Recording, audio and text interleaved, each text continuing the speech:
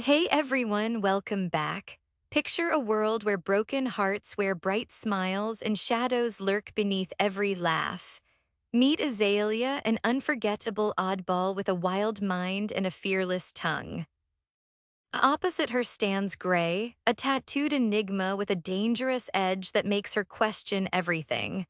Their story is raw, unfiltered, and wrapped in moments that sting and sizzle. Buckle up for a journey through cracked souls, sharp words, and a fiery connection you won't forget. Ready to dive in? Let's go. Azalea, I want to learn about your dad, I begin, and he slowly nods in response. I drop my butt onto the couch, turning to face him fully and giving him my complete attention. He tilts his head just slightly, never breaking eye contact with me. He never had anything to do with me, he starts, and I feel a sadness rise. I lived in that house until I was 17, you know that. I give a small nod. I had to raise myself, couldn't talk to him, didn't eat with him. I hardly ever saw him. So most of the time, I spent doing other things like basketball. I think I got good because all I did was practice and find anything to keep me away from that house, he explains. I understand exactly how that feels. My lower lip trembles and I grab a couch pillow, shoving it over my face. Azalea, stop, he says softly, wrapping his arm around my waist and pulling me close. He removes the pillow from my face and wipes my damp cheeks. He was alone for so long, he had to raise himself. It's over, it's nothing, okay? You went through way worse shit. I'm fine, he says, running his hand down my back. I wrap my arms around his neck, holding on tightly. So I moved out, he continues, still letting me cling to him. That was the best decision I ever made, he kisses the side of my neck. I got into this training program after turning down a chance to go to Kentucky, and that's what started it all. I already had a 2-year college degree from high school, which I knew would keep me busy and distracted from that house. I needed that for the program, so I was lucky. I went straight from the training facility to DC. In DC, they did all kinds of stuff. Training, physical tests, mental evaluations, and every background check they could run on me. They wanted someone young enough to grow with the start of the FAA, so they offered me permission to begin, and I accepted. When it came time to pick the guys, every 2 months I received files on each person in training. Then I had to report back to DC and choose one person out of a group of 30 to join me. You voluntarily chose Theo. I laugh quietly into his arm. Poor Theo has it rough sometimes. Those 30 guys I had to choose from were a bad batch. He was the best option I had, he shakes his head. Plus, I already knew him and it just worked out that way. What about the restaurant? I ask. Why does he need a restaurant if he could just have a nicer headquarters? Everyone knows where FBI headquarters is. I didn't want to deal with people bothering us all the time. If they know exactly where we are, they'll keep bothering us. So I settled for the restaurant, he shrugs. The only time I didn't get to pick who came here was when the new girl showed up, whatever the fuck her name was. They thought she'd be a good fit. She's fine, not doing any field work, he rolls his eyes. Her name is Jacqueline, I remind him. Like I give a shit, he grumbles. What about Jake? He never went to any training, I wonder. He was a friend of Theo's and wanted to help out. I let him because I saw he was a good kid. As soon as he hit the right age, he was set to head to the training center, but he trails off and I nod, catching his meaning. Why is your dad always so dressed up? And he called me the freaking R word, I say, furrowing my brow and wrinkling my nose a bit. Nearly every time I've seen him, he's in a suit. Knowing he called you that says a lot about what kind of person he is, he says, tucking a stray hair behind my ear. Why does he even know where you live? I ask aloud. Gray offers a bitter, fake smile. A couple years back, I thought since we were both adults now, we could sort it all out. It turns out he's still a motherfucker and apparently hasn't forgotten the address, he explains, and I wince. I think you and I are just better off without our parents, I conclude, and he allows a small smile to cross his lips. I think you're right, he agrees. Especially since we can fuck whenever we want. You just had to say that, didn't you? I figured something like that was coming soon since you hadn't said anything like it in like 10 minutes, I tease, patting his cheek, a face pat, not booty. Come on, he says, standing and pulling me to my feet. I knit my brows.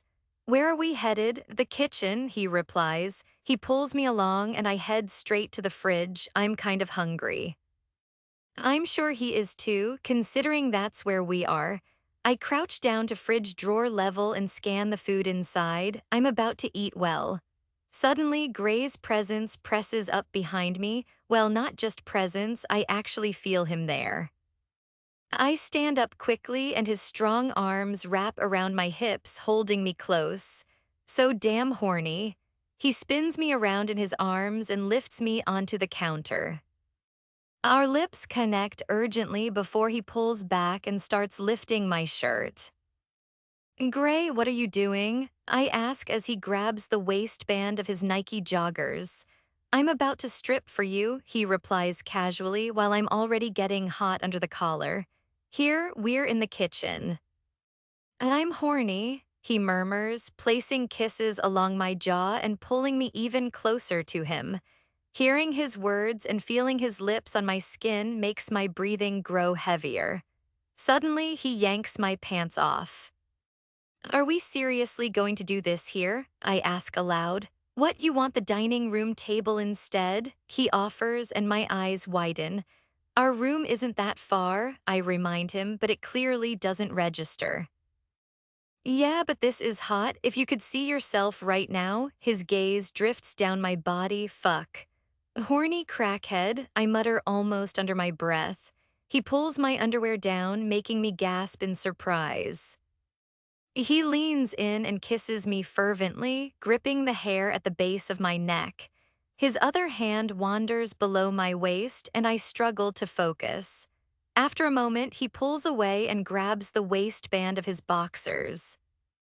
Whoa there, Haas, I stop him. He narrows his eyes slightly. Don't call me Haas, he grumbles. Don't we need a... I trail off, nodding. I'll pull out. Heck no, I shake my head. What if you forget? Fucking Gray JR. Stop it, I bite my lip, holding back a laugh. It doesn't feel as good with one, he mutters, and I raise a single eyebrow. Excuse me, how do you know that? I understand he's been with other girls. I'm fine with that. That was back when he didn't realize someone as amazing as me was out there. But I'm not okay with him having unprotected, sexy time with them. He smirks, and I'm ready to roundhouse kick him in the esophagus. I'm not entirely sure, but I do have a hand, and honestly, that shit feels pretty damn good. Stop, I say, covering my ears. And think about it, he murmurs, trailing his hands up my thighs. There's nothing between us, just you and me. I press a gentle kiss onto his lips. Why don't we just use one this time? Then later today or tomorrow, I can see the doctor, okay? I tilt my head, hating to admit it because I'll have to hold a church session in my car later, but honestly, he's making it sound pretty tempting. Birth control. I nod. Abby's on birth control. She tells me about it sometimes during our girl talk. I still can't get over how much I love those talks. They fill my heart to the brim knowing there's someone I can confide in about anything. Sure, I can tell Gray everything, and I do, but there's a special satisfaction in complaining about him to Abby. I complain about him to him too, but having Abby agree with me feels good. We'll still need to use other protection until it fully kicks in, but the sooner I start, the sooner you can, go without, I explain. He rushes off and returns quickly with a package in hand. I'll take that as a yes, I whisper. He slips it on and thrusts inside me. My head tilts up toward the ceiling as I try to keep my sounds quiet. He grips my neck and pulls my head down until our faces are inches apart. Eyes on me. I awaken with a jolt. Gray slowly lifts his head from its resting place on my chesticles. "What's wrong?" he asks in a sleepy voice. I look down at my feet. "A demon's going to get me, Gray. My feet are exposed." I nod toward them and he glances down. "Are you serious?" He groans as he rises off me. Then he leans down and pulls the covers back over my cold feet. Afterwards, he lies back down in the same spot. "Better?" he asks, and I nod. I wiggle my toes just to be sure they haven't been eaten. "What time is it?" I mumble, stretching my arms high above me. Gray shoots me a look that clearly says, "Really? Now?" "It's 1," he mumbles, crud. The sexy time from earlier this morning has worn us out. "Sorry, Jesus. I've got to get up," I say, sitting up as he reluctantly moves away. "Why?" "I promised Mr. Tarrip I'd be at the store by lunchtime, and it's past then, so I need to go," I say, standing under Gray's watchful gaze. "Would you quit it? You saw enough earlier." I point my finger at him, eventually poking his cheek face, not booty. "You're pretty," he replies, and I can't help but smile. "Like a mule's butt or?" I trail off, he scoffs. "Shut up," he grumbles. Yep, I'm pretty sure that's his favorite phrase other than his colorful curse word combos. "You look like a lion, by the way," he adds before rolling over, pretending he hasn't just hurt my feelings. I walk to the bathroom and peer into the mirror. He's not wrong. "Brat, this is what happens when I go to bed with my hair still damp." I tinkle and brush my teeth again just to be safe. Then I pull out the blasted straightener and tame my lion's mane. Halfway through styling my hair, he strolls into the bathroom, still in his skivvies. "You should let me straighten your hair." I cut myself off when I hear him tinkling. "Gray Alexander," I shout. "What? I'm human," he replies. "Yeah, a human who could have used the other bathroom to tinkle." I throw my free hand up in exasperation. "This one's closer," he answers, and I just shake my head and return my focus to my hair. Eventually, he finishes and flushes. Why does he take so long to pee? Good heavens. See. "Not so bad," he says, smacking my booty on his way out. "I could have burnt myself just now because of you." I call after him. "Yeah, okay," he replies, pretending not to care. "Oh hey, wanna go to Montana with us?" I set the straightener down and dart back into the bedroom. "What? Montana, Lila, are you listening?" He teases slightly. I half lose focus, watching him pull on his pants. "The state of Montana?" I ask, growing excited. He pauses. "Yes, darling, the state of Montana," he teases again. "Why are you so amazed?" "I've never even left the state before." I smile. He frowns.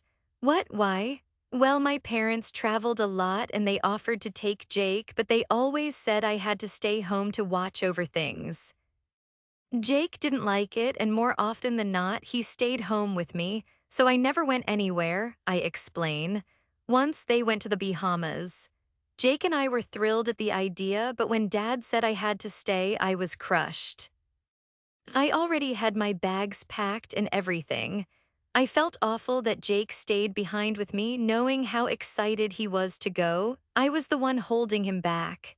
"Well, I'm just going to have to take you everywhere then," he says with a gorgeous smile that makes my heart flutter. He's so sweet. "Now get your ass over here so I can give you a hickey." He lifts his arm, beckoning me over. The love-struck look disappears from my face, replaced by an unamused glare. I glance at Bear and silently beg him to keep Gray in check. "Don't act like you don't want it." He leans down near the end of the bed, holding out his hand. "I just know it'll lead to something that's already happened once today," I say as I reach for his hand. He gently pulls me onto the bed with him. Why did I still give him my hand when I knew exactly what would likely follow? Because I'm a crackhead just like him. He draws me close, pressing my back against his chest. He leans back against the headboard and I rest my head on his shoulder. I won't give you a hickey, he murmurs, twirling a strand of my hair gently. I just straightened it, but I let him anyway. It feels nice. I'm fucking with you, he whispers before pressing his lips to my neck. His tattooed hand moves around to the front, and before I can even apologize to Jesus, he grabs my boob. My boob. His other hand glides up my neck, tilting my head gently backward and to the side, giving him better access to the spot where he likes to show just how much of a crackhead he really is. Gray, I whisper softly to him. He hums quietly against my neck. I love you, I say tenderly. He pauses for a split second and I feel his lips curl into a small smile. Part of my bucket list, which I had partially forgotten, is to tell Gray I love him multiple times throughout the day every day. I'm not too shabby at telling him, and he's pretty good at telling me back, but I've discovered I really love catching him off guard with it. For instance, a couple of days ago at the restaurant, Gray, Theo, Oakley, and Lincoln were all in Gray's office. I burst in uninvited, interrupting their little chat without a second thought. Well, I wasn't too worried because Gray had just sent me the sweetest text. The message asked me to bring him the coffee I usually get. First off, in that text, he jokingly referred to the drink as some word for cats. Honestly, it was just him poking fun at himself since he loves that drink. The second part was classic romantic, chivalrous Gray being Gray, basically saying, hurry up, I wanna effing feel you up when you get here too. And when I arrived and burst into his office, he was noticeably displeased, simply because those guys were there. So I approached him, set his coffee down on the desk, and gave his heavily frowning face a meaningful look. Then I leaned down and whispered softly in his ear that I loved him very much. When I pulled away, his lips had turned up into that familiar smile, and I felt quite accomplished. Even the guys started teasing him for actually smiling, something they said they'd never seen before. Then Gray leaned in and whispered a reply in my ear, such a sweetheart. He said something like, that whisper turned me the F word on, too bad they're here. At that moment, he grabbed the back of my upper thigh, a spot hidden from the guys because we were behind the large desk. He continued, I'd F-word you on this desk if no one was here. Of course, I wasn't going to let that happen, since that's just way too wild and dangerous for where we were. I pulled away a little too hot and bothered, but he pulled me right back down to him. But I love you. Aside from the inappropriate things he said after flashing that adorable little smile, the moment filled my heart with happiness. I love you, he replies. I've noticed now that Gray has never actually said I love you too. I'm sure it means nothing, but it still strikes me as odd. Suddenly, he bites down on my neck. I pull away and slam my head onto the bed in front of me, groaning into the sheets.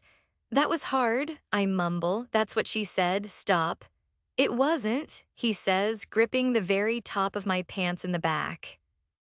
I rub the spot where he bit, then raise my hand and punch what I thought was his stomach. Fuck Azalea, he groans in pain, rolling over and clutching his goody region. Oh Lord, I hit him in the peepee. I sit upright again, placing my hand over my mouth. I genuinely feel bad. I'm sorry, sugar, I pull myself together. He remains lying on his side in bed, his face somewhat contorted in pain. Want me to rub it? Oh no, never mind. I pinch the bridge of my nose and roll my eyes at myself. He rolls off the bed and stands up. Bear follows closely, making sure he's all right. He's such a good puppy. Gray paces the room, his jaw tight as he does whatever he needs to heal himself. I can't begin to imagine how getting hit there feels. Sure, getting hit in the boob hurts, but I suspect getting hit in the Peter hurts way worse.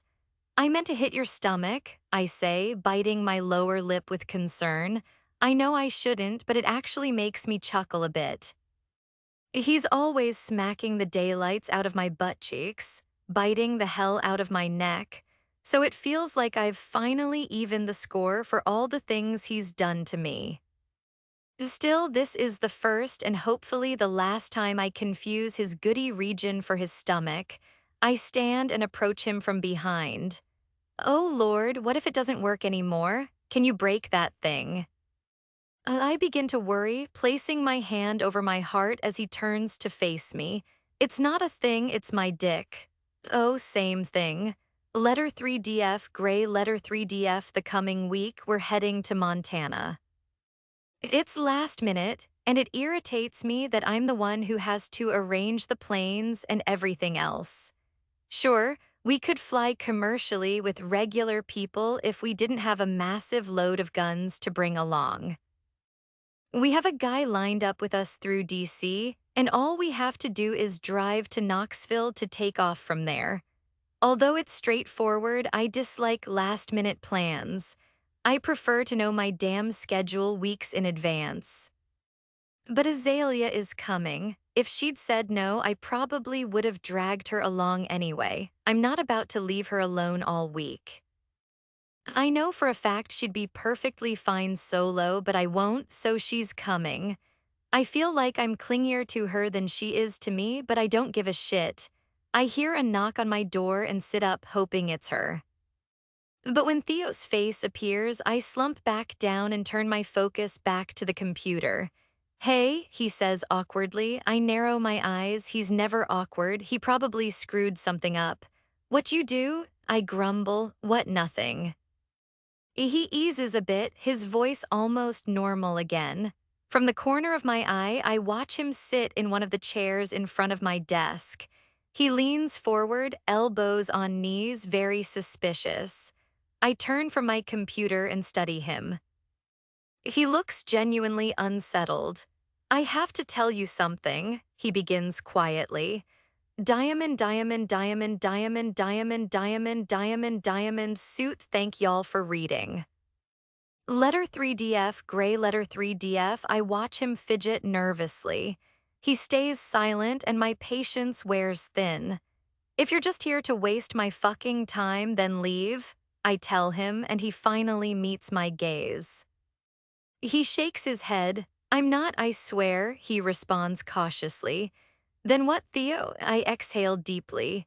So we were all gathered in the meeting room, he begins, clasping his hands, and we were discussing plans about going to Montana and stuff. Then Jai came in and announced he was opening the store, so most people left. This is such a dull, god-awful story, I say, unimpressed. I'm not finished, he insists. Then Jacqueline arrived, he swallows nervously, and she approached me. You know how she is, flirty and all that. She started flirting, but I wasn't having it, and then she grabbed me. He inhales deeply and leans back. What do you mean by grabbed you, Theo? She grabbed my dick, he mutters awkwardly. I rub my jaw thoughtfully. There's no question Jacqueline is flirtatious. She's done it with me and apparently with other guys too. But working here with well-trained staff, I've never faced an issue like this before. From the moment Jacqueline arrived, I had a bad vibe about her. She just didn't fit in with the team. Do you want to press charges? I ask, and he shakes his head. No, I just want her gone and to forget this ever happened, he replies, shaking his head again. I nod to myself. I should unleash Azalea on her. I'd pay good money to watch that fight. I'll handle it, I assure him. Now get the hell out. Great, just like it never happened. I like how you say that, just like always. Bye, he says, standing and leaving. I wait a couple of minutes to finish what I was doing on the computer, then step out to find Jacqueline. Bitch. I spot her in the meeting room with a couple of guys, all watching TV. Jacqueline, I call. Her head snaps toward me, a smile spreading across her face. I feel like throwing up but resist because I'm a decent person. Come with me, I say. That stupid, smug smile turns into something more seductive as she slowly gets up. I swear if she touches me, I'll lose my mind, unleash Azalea, and personally train Bear to tear her apart. I lead her back to my office, closing the door behind us. I turn and find her way too close. I step back 3 paces and she follows. You're out, I tell her. She hums, clearly not paying attention. You're fired, you don't work here anymore, you're done, I fucking hate you. Grab your stuff and leave, I say. Her smile vanishes instantly. What, why? She almost screams. Because I said so. You can't just do that. She stomps her foot. Really? I mock. Does my boss stop me from firing people? Yes, he does. That's funny. I don't have a boss, so I think you're making that up. I raise my eyebrows in mock disbelief. I'm going to report you. And she fumes, angrier now. Really? To who? How would you feel if Theo pressed charges against you for sexual assault? Her eyes grow wide as she takes a step backward. She stays silent for a few seconds. Leave, I glare, and she obeys. I dedicate an hour or two to finishing all the preparations for our Montana trip just as Lila confidently strides into the room. She's carrying a plate piled high with cheese fries and wearing a huge smile. Despite my protests that I don't want any, she feeds me 2 fries and chatters nonstop about how thrilled she is to be flying to Montana. I overheard Jai saying Jacqueline stormed out of here looking really, really angry. She tells me while shoving 5 fries into her mouth at once. I'm glad to see her eating. I fired her, I say, and her eyes widen. Then she pulls me into a hug. Awa, I'm proud of you for firing your first employee. Bet that felt good, huh? She kisses my cheek twice. Her pride is only because, like everyone else, she disliked Jacqueline. If it had been anyone else I fired, she'd feel sad. What else did she do besides being rude? She asks innocently. She sexually assaulted Theo, grabbed his dick, I sigh, and she suddenly freezes. Then her bottom lip trembles slightly. Don't cry, Lila, I murmur gently, and tears well up in her eyes. I hate when she cries, it affects me in ways I don't like. I'm crying, she admits, her voice shaky. Don't, it's okay. I try to comfort her, but the tears won't stop now. She rises from my lap and I follow her as she leaves the room. She walks until she finds Theo, then wraps her small arms around his torso. Azalea.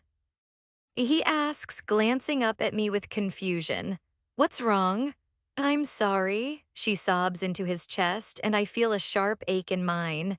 She's far too gentle and cares too deeply about everyone and everything beyond what I thought was possible. For what? He murmurs softly.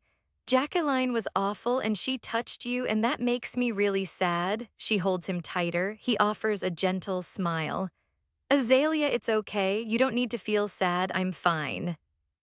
And Gray made everything better since now she's gone. She can't touch anyone else or be mean to you anymore, he explains, calming her tears.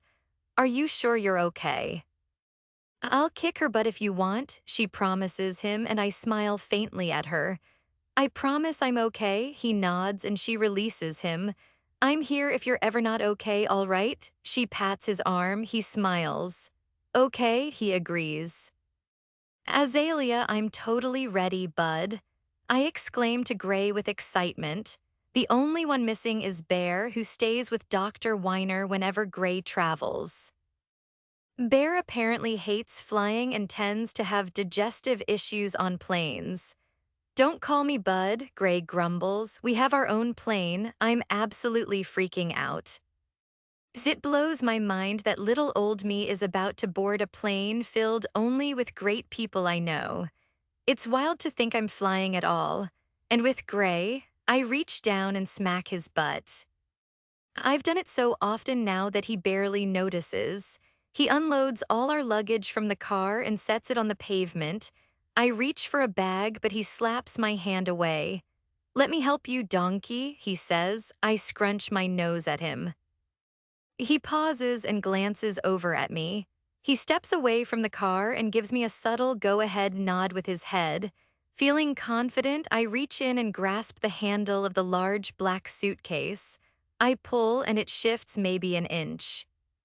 I loosen my grip and glance over at Gray, who's leaning against the car with a smug expression.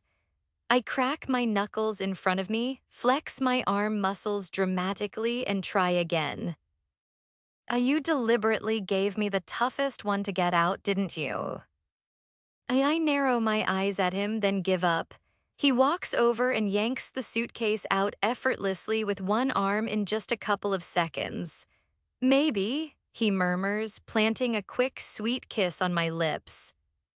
We regroup with the other guys and load our luggage onto the plane. As we board, a pang of sadness hits me thinking about Jake. He'd never been on a plane either, and I know he always wanted to. Gray leads me to our seats, positioned mostly away from the others since he prefers not to be around them on flights. We sit and wait about 30 minutes before we start taking off. Gray seems completely unconcerned while I'm beside him freaking out. I thought I'd be excited and happy, but as the plane lifts off, I'm terrified. Gray notices immediately. Of course he does, he notices everything, even when I try to hide it. He gently places his hand on the side of my head and pulls me close to his chest. "It's okay, Lila," he says, kissing the top of my head. I drift off resting on his shoulder only to wake up 4 hours later. "Nice nap?" Gray asks as I sit up. "Sleeping Beauty has awoken," Oakley says, leaning against the seat in front of us. I glance out the window to my left and sure enough, we're high in the air. "Duh, Gray, look," I point down at the mountains beneath us. "Leave," Gray mutters to Oakley, but I'm too absorbed by the view to scold him for his rudeness. Gray places his hand on my thigh. "We have about 2 hours left on this flight," he tells me. "Plenty of time to enjoy the sights below. I'm excited.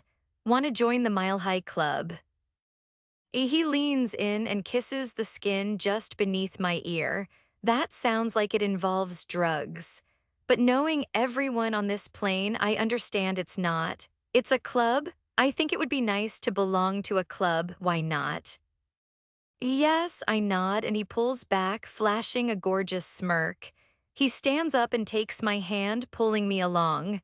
He hurries to the very back of the plane. I look at the guys sitting in the front. They pay no attention to us. "Where on earth are you taking me?" I ask. He passes the bathroom and goes down a short, narrow corridor. At the end of the hall is a door. He opens it and closes it behind us. I start to doubt this club even exists. The room is filled with luggage, but not ordinary bags, gun cases. Oh dear Jesus. "Gray, why on earth did you bring me here?" I place my hands on my hips. He locks the door and turns to me. "Because this is the only place where no one will come," he says, leaning down to kiss me needily. I pull away, breathless. The room was dim, illuminated only faintly by some vague light source. What kind of club is this? Suddenly, he lifts me and sets me atop a ledge resembling a counter. He pulls off his shirt and then quickly yanks mine off. "Gray," I gasp, "we are not about to have sexy time. No one will hear us." And no one ever comes in here. The door's locked too. "Still," I whisper shout, "you don't want me?" "No, it's not that. I always want you. You always want to have sex with me." A smirk spreads across his face and I roll my eyes. "That's not what I meant." He grips the waistband of my pants. "I'm not sitting my booty cheeks on this freaking ledge. This isn't our plane," I tell him. He lifts me off the ledge and strips us both down. I can't believe I'm doing this. I can't. Dear God, I'm so sorry for this. I feel like a bad child and pray that you and Jesus will forgive me for these acts. Also, I know what I'm doing is wrong, but if y'all could somehow prevent anyone else from entering or overhearing, it would be greatly appreciated. Don't worry, I'll pray immediately afterward and again later tonight. I love y'all, amen. Although I've recently started birth control, I'm still nervous because it hasn't been a full week yet, so Gray pulls out that familiar square package from his pocket. He does what's necessary with it, then lifts me again. He kisses me one harsh time before covering my mouth with his hand and pushing inside me. What were y'all doing in there? Lincoln's voice asks as Gray closes the door behind us. Lincoln is hooking his belt, having just come out of the bathroom. Nothing, Gray replies casually, and if I were Lincoln, I'd believe him. I keep my head down and squeeze my eyes shut tightly. Keep quiet, Azalea. This is ridiculous. Don't say it, oh gosh. Sex. Got him it, Gray sighs and Lincoln's eyes go wide. I place my hand on my forehead and mentally punch myself. I say that phrase all the time for reasons unknown, and right when I shouldn't, I say it again. Did y'all really just have sex in there? Lincoln whisper shouts. I told him we shouldn't. I defend myself even though it takes two to tango. I groan into my hands, probably blushing pink. Gray sneaks off to the bathroom to dispose of the condom. He flushes it, Lincoln hears, and it only makes things worse. You horny motherfuckers, Lincoln laughs. In the gun room, my God, we didn't touch anything, I promise. He held me up. I don't want details. Lincoln covers his ears and I wince. Gray returns and seeing Lincoln's gesture looks at me and sighs, shaking his head. What, y'all just wanted to be part of the Mile High Club or what? He asks, my mouth drops open. That's what that is. I gape at Gray, who just smirks. I can't believe myself. I need to take some kind of class on sexual slang because I'm completely lost. Tell anyone and I'll kill you, Gray shoves past Lincoln. Lincoln shoots me a look. Actually, try not to tell anyone because I'm already dying of embarrassment just because, you know. Unless you want me to have a stroke, please don't tell anyone. I flash him a quick smile and follow Gray. I lower myself into my seat and bury my face in my hands, still struggling to believe what just happened. I lightly jab Gray's arm. You did this, I say. How was I supposed to know he'd come out of the bathroom exactly when we were sneaking out of the room I just fucked you in? He replies, good Lord, the way he phrases that is so crude. Why can't he say something sweeter like, making love, or better yet, making music or something, I don't know. Heck, even saying sexy time would be great. You're a terrible influence on me. Yeah, well, you needed some of that. You don't always have to follow the rules or stick to the plan, he counters, pressing a kiss to my temple. Honestly, I quite like following the rules, thank you very much. Rule 342,941 that I prefer to abide by, don't have sexy time on a plane. But obviously, that rule went straight out the window. I hold both of Gray's large hands in mine, and he already knows what's coming next. He turns to face me and closes his eyes. Dear Heavenly Father, we're truly sorry for what we just did. I'm ashamed to admit I'm part of the Mile High Club, so please forgive me. And Father, forgive Gray because he's a chronic rule breaker. Also forgive him for pulling me into. Gray cuts me off during the prayer. Excuse me, Father, forgive Azalea, and help her understand that she knew what we were doing at some point and could have stopped it whenever she wanted. If he swears now, we're going to have to restart this prayer and make it longer with an apology for that too. And yes, forgive us for all the times we probably shouldn't have done things in places where it's not appropriate, but that's just love, he continues, and a small smile tugs at my lips at that last bit.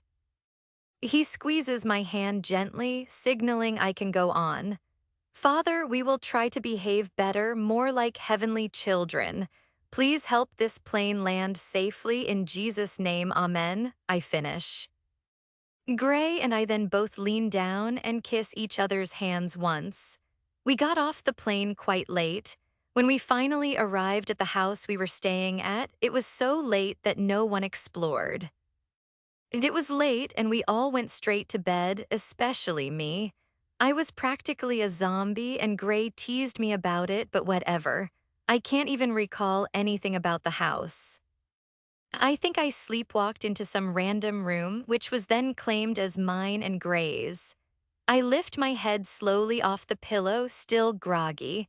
I look around and the room is entirely dark. Is it still night outside or are there no windows here? Oh gosh, what if I sleepwalked into some random closet and just dragged a pillow with me? Gray isn't even beside me. Oh Lord, why am I all bunched up under these covers? Am I even in Montana? My eyes adjust to the darkness and I can barely make out the window's outline and the world beyond. It's just dark outside. I reach out gently and start searching the other side of the bed for Gray. I softly poke a strange part of a body. Oh, help me, what if this isn't Gray? I lay my hand flat and identify the part I'm touching as someone's back. The person is lying on their side. Gray never sleeps on his side. He sleeps on his stomach or on top of me. I swear if this is someone else, I'm going to lose it. I reach around the person's stomach. It is definitely not Gray. This guy is way too skinny. I leap out of bed. Oh my gosh, oh my gosh, oh my gosh. Is sharing a bed with someone considered cheating? Did I just grope a complete stranger? I crawl on my hands and knees, searching for a door or any point of exit. When I find a door, I feel my way up to the handle and open it. A sliver of light leaks from the clock on the stove in the kitchen. I stand up and silently close the door behind me. Holding my head in my hands, I feel awful. Who even was that? I hurry into the kitchen and switch on the light above the oven just to get some illumination. Straight away, I head to the coffee maker and start brewing some coffee to distract myself. Where is Gray in my room? Am I even in the right house? It's 7 in the morning here, but already 9 in Tennessee. I wait for the coffee to finish, then prepare a cup for Gray. Maybe making him coffee will ease my guilt about sleeping with someone else. That's the worst sentence I've ever said. I fix Gray's coffee just the way he likes it, with extra love, and then set off to find him. I open 2 more bedroom doors but conclude neither is Gray's. It's embarrassing, but I got close enough to sniff each room's occupant to decide if it was him or not. I don't even have my phone to use as a flashlight or anything, and I'm definitely not flipping on the lights, no way. I wouldn't want to wake anyone. I decide to cautiously climb the stairs. Of course, I can turn on hallway lights if I find the switches, but not the room lights. The first room I open is just a closet, so that's a dead end. Then I open a bedroom door. The guy inside is on his phone and he turns toward me. Azalea, Oakley's voice asks, and I exhale in relief. I flick the light on and he sits up. Oakley, I'm dying, I groan as I shut the door behind me. Tell me all about it, baby doll, I'm all ears, he says, patting the bed next to him. I sit down cautiously. I feel like a terrible person, I admit, and his brows knit together. Why? He asks. I slept with someone else, I say flatly, and his eyes go wide like I've never seen before. What? He whisper shouts, not sexy time, just sleeping, I defend myself. Who? He stares, I throw my hands up. I have no clue. How do you know it wasn't Gray? He questions. I look down sheepishly at the coffee in my hands. I touched him. Oh my God, did you touch his dick? He whisper shouts again. No, his back and stomach. He was too skinny to be Gray. I defend once more. Help me find Gray, I plead.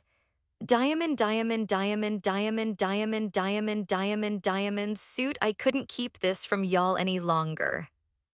This chapter and the next will mostly be filler and small moments, so I hope you enjoy. Also, I just realized there's a lot of praying in this chapter. If anyone is uncomfortable with that, please comment kindly and let me know if you want a warning next time. I also feel like stories rarely acknowledge female on male sexual assault.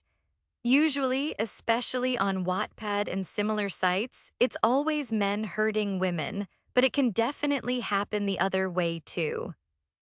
I hate to consider how frequently men fail to tell anyone when they have been assaulted, women as well, of course. While 81% of women report sexual assault, only 35% of men do. Anyway, have a great night, y'all. Azalea, his room's nearby, I'll help you, he says with a nod as he stands. The comforter slips away from him and I quickly cover my eyes. Put some clothes on, Lord help me, I murmur. He chuckles, apologizing for only sleeping in his boxers. I've already endured so much this morning that I don't know how much more I can take. The only man I like seeing in boxers is Gray, mostly because he's nice and juicy, and because I love him whatever. Okay, I'm good now, he tells me, and I lower my hands to see that he's now wearing pajama pants on his lower half.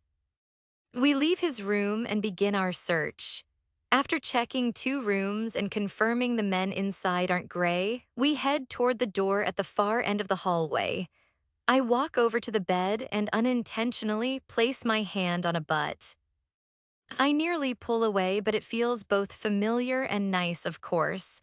I lean in and catch his scent. It's Gray. I found him, Oakley, I whisper excitedly. Heading back toward Oakley, I flick on the light. Waking Gray doesn't concern me. He'll deal with it or I'll make him, because he's my B word. Glancing around our room, it's clear we have the master bedroom. It's quite spacious and features a balcony at the far end. I look at Gray, who's still sound asleep on his stomach, facing away from us. Taking hold of the coffee Oakley brought me, I approach Gray. I set the cup down on the table next to the bed and climb onto Gray's back. Oakley laughs from the doorway, unaware I do this to Gray almost every morning. Wake up, darling, I say, wiggling my finger along his neck, knowing it tickles him. I chuckle to myself malevolently. He tenses his shoulders. I brought you coffee, sugar, I say. All right, y'all have fun, Oakley bids us goodbye, closing the door behind him. Get your gluteus maximus up. I want to watch the sunrise with you. I pat Gray's shoulder. He tips over and I fall off his back. He pulls me close and rests his head on my chest. Oh, and I slept with someone else, I tell him. He jerks away and sits up faster than I've ever seen him move. It's not that he's lazy, he's just never in a rush with anything. I'm always go, go, go, while he's more like stop, wait a minute, god darn it. What? He asks quietly, eyebrows knitting into those same intense glares he used to give me. I'd kiss him on the spot. I know, right? I sigh, shaking my head. I pick up his coffee. Here, come on, drink it so you'll be happy, I say, handing it to him. Mornings never bring him happiness. He stares at the coffee as if I've poisoned it. Are you fucking serious? He asks almost angrily. I raise my eyebrows. Yes, I am, I answer. What the heck? Does he think he's not grumpy in the mornings? He needs coffee. I roll my eyes and put the cup back down. As if coffee won't cheer him up, then a hug or snuggle will have to do. I scoot closer, but he leans away. Get away from me, he glares. I tilt my head, lean back, and clutch my chest. I swear if you're sleep talking again, don't be surprised if I slap you to snap out of it, okay? I warn him.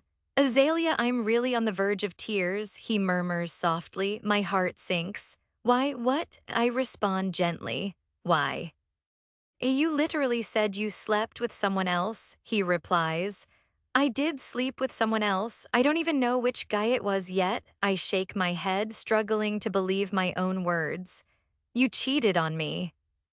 He asks in the most wounded voice I've ever heard. My mouth slightly parts. Of course not. Why would you think that? I'd never do that to you, I explain. But you said you slept with someone else. Like literally sleeping, closing my eyes and sleeping. I said I slept with someone else.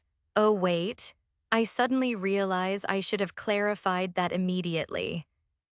Azalea, he groans and places a pillow over his face. Yeah, that's totally my fault right there, I grimace. He pulls the pillow away. You can't say things like that. You have to think before you speak. So, my God, he grabs his hair, running his fingers through it. I'm sorry, I say quietly. I lean towards him and he leans into me. He rests his head on my shoulder and I wrap my arms around him. Were you really about to cry? I ask softly.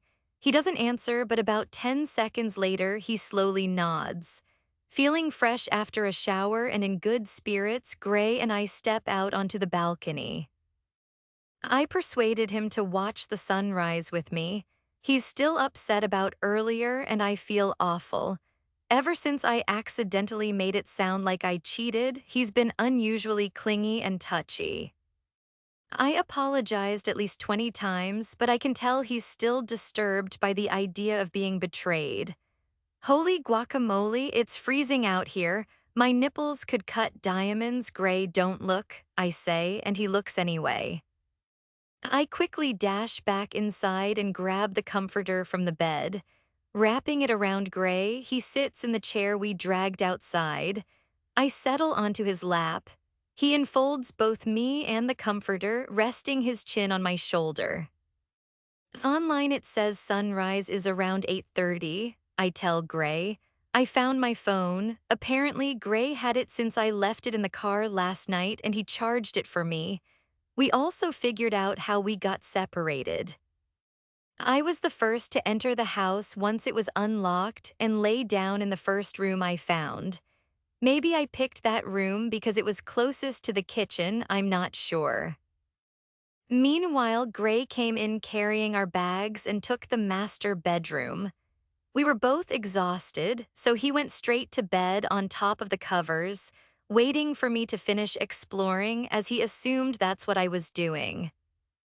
I have a feeling the guy I ended up sleeping next to did the same, because when I felt his back and stomach, he was still wearing a flannel shirt, or at least it felt like flannel. But I can't remember who wore flannel, so the identity remains a mystery. Gray and I lean back and watch the sky shift colors as the sun rises over the mountains. It's so beautiful, isn't it? I say aloud, not really expecting a reply from Gray. He's not the type to simply relax and take in nature's beauty.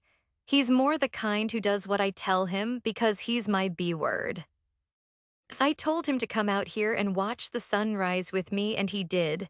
Love me? He whispers softly. I smile gently, turning my head to glance back at him. Always, I nod. I love you, Lila. He asks, and I hum softly in reply. When do I ask you to marry me? He inquires quietly, and suddenly my heart skips a beat. Is he serious? Why? I can't wrap my mind around why he would want to marry me if that's the real reason behind his question. I'm still in disbelief that I'm dating him and now this. Why do you think? He replies, amusement threading his voice. I may as well be honest in answering his first question. At least a year from now. Let's be together for a while longer just to make sure this is truly what we want, all right? Plus, I need to stop acting like a teenager before you propose. And when you do, make sure I have no clue it's coming, I tell him sincerely. I look at him to see how he takes my words. A small smile, his unique little smile, curves his lips as he looks back at me, then he slowly nods. Okay, he murmurs. You're crazy, I swear. I shake my head at him. Yeah, I'm crazy. You're the one wanting to marry me. I defend myself. In my eyes, wanting to marry me is the crazy part. You're the one who wants to marry me too, he counters. I pause, biting back a smile. I do want to, but I'm not ready to admit it to him, not yet. What do you think about me getting a tattoo? He asks, and I furrow my brows. I pull back the comforter to look at his tattooed arm draped loosely around me. Gray, I'm not sure. Are you certain about a tattoo? You don't have any yet. Maybe you're just scared to get one. I reply with a hint of sarcasm, earning him an eye roll. Shut up. He lifts his arm from beneath the comforter and flips it over, revealing the narrow, nearly empty space beside the large dead tree tattoo on his forearm. Flowers, he mutters. Flowers, I ask, surprised, something living on his death-themed arm sleeve. Alive flowers, I clarify, wanting to make sure he's not planning to add dead-looking blooms. Fully alive ones, he nods, azaleas. Say what? Azaleas, he repeats, the flower I was named after. Oh my God, he actually loves me or something. Don't cry. There's no reason to cry, so don't. Why do you look like you're about to cry? He questions, and I smile. I turn to sit on his lap and wrap my arms around him in one of my signature hugs. You make me happy, I say, and his arms tighten just a bit. You make me happy. As the sun rises fully, I lead him back to the bedroom where we lie down and simply hold each other for a while. Neither of us dozes off. Instead, we remain wrapped in embrace. First, I'm cradled in his arms, then we switch and he rests in mine. This continues for probably an hour and a half. I don't worry about exploring the house or the fact that I'm starving enough to eat a horse. Suddenly, our door bursts open. Gray, with his head resting on my chest, and I both look up to see who entered, Theo and Oakley. There's an indoor pool in this fucking house. Let's put that bitch to use, Oakley calls out to us. Theo nods eagerly beside him. Oh yeah, Gray mentioned that a few days ago. Too bad I can't mother trucking swim. Oh, and the food's cooked downstairs, so eat, Theo says. They close the door smiling and I sit up. I swing my legs over the bed and lean down to pull my bathing suit from my suitcase. Then naturally, I grab Gray's black swim trunks from his suitcase. Come on, put these on. I toss them at him. He sighs, rising slowly. I gotta piss. Excuse me. I raise an eyebrow at him as he pauses in the bathroom doorway. My bad, Lila, I gotta tinkle, babe.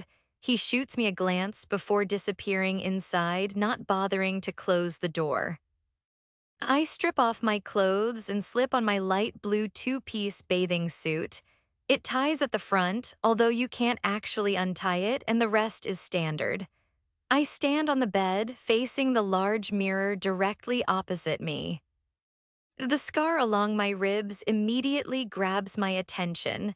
It's especially visible in winter when my skin is paler.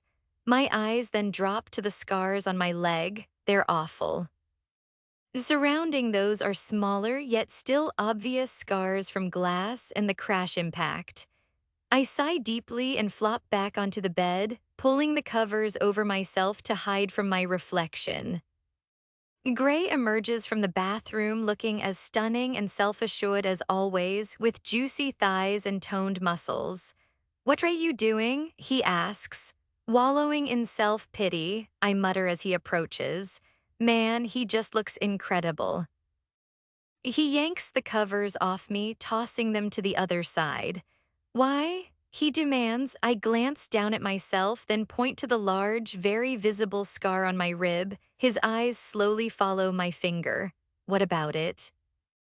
Next, I indicate each of the other scars, a lot of them, and his gaze never leaves mine. What about them? He questions, seemingly daring me to say I think they look horrible. Turning my head away, I look out toward the balcony and the mountains. Suddenly, his huge hand grips my jaw, turning my face back to him. He leans in, kissing me harshly. Beautiful, he pulls away. You're so beautiful. Now come on, before I decide to fuck you instead of swimming, he says, grabbing my hand to help me up. What a vulgar man. He picks up one of his t-shirts and flings it at my face. Put that on because you turn me on way too easily, he mumbles. I pull the oversized shirt over my hand, and as soon as I'm done, he clutches my hand again. Where even is the pool? I ask. I know it's indoors, hello, Montana, but I never got the chance to explore and don't know its location. Over yonder, he shrugs, great, that's super helpful. Oh, okay, now I know exactly where it is. Thanks so much, love, I say sarcastically, giving his booty a pat. He decides to ignore my comment as we head down to the kitchen. He smacks my butt as hard as ever, the sound echoing throughout the house, I'm sure. God damn, I heard that, Lincoln says, stepping out of the room I left earlier this morning. Oh Lord, I slept with Link. I collapsed to the floor, mourning the loss of my poor butt cheek. As feeling returns, I stand and take a seat on one of the tall stools at the kitchen island. See what I have to deal with. I ask Lincoln, and he nods. I feel bad for you, he smiles. You should feel bad for me, Gray grumbles, disagreeing. You have no idea what you're talking about, I say, tilting my head toward him. You're the reason my hair's going gray, he replies, resting his chin on his hand, his dark eyes fixed on me. No, I'm not. You make my hair gray because sometimes I want to strangle you, I retort, flicking his hand. You're always the one rambling on.